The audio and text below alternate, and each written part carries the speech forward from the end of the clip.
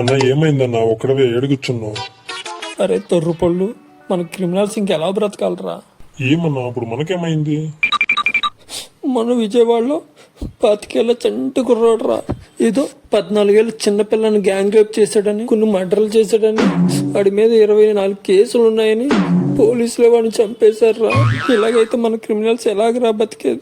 నేను మా బాబాయ్ని లేపేశాను, మా అయ్యని లేపేశాను, కొంచెం ఉంటే మా అమ్మని మా చెల్లిని కూడా లేపేసింది. అలాంటిది నేనే దర్జాగా బయట తిరుగుతున్నాను రా. అలాంటిది చిన్న పిల్లోడు 25 ఏళ్ళ చంటి కుర్రోడిని చంపేశారా. ఎంత బాధేస్తుందిరా నాకు. వీడేంటి తెగ ఫీల్ అయిపోయాడు. మరి ఇప్పుడు ఏం చేద్దామన్నా? ప్రెస్ మీట్ పెట్టి, ఆ పిల్లాడి వయసు ఎంత? 23 ఏళ్ళు. అంటే వీళ్ళంతా చిన్నపిల్లలే. ఏదో తెలుసో తెలియకో కొద్దో గొప్ప ఎవరైనా తప్పు చేసిండొచ్చు. అంత మాత్రం చంపేస్తారా అని చెప్తాను రా. అన్నా నువ్వు నాకంటే తింగరోళ్ళగా ఉన్నావే, అలా చెప్పకూడదన్నా. లేదురా, ఇలా ఊరుకుంటే ఆంధ్రప్రదేశ్లో క్రిమినల్సే లేకుండా పోతారు, ప్రజలంతా సంతోషంగా బతికేస్తారా.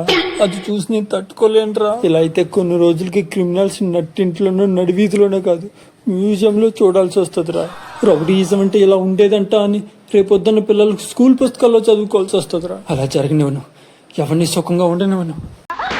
మా అమ్మకి మా చెల్లికే దోలు తీర్చినోడిని, అలాంటిది జనాలు సుఖంగా ఉంటే నేను ఊరుకుంటాను రా. ఊరుకోను.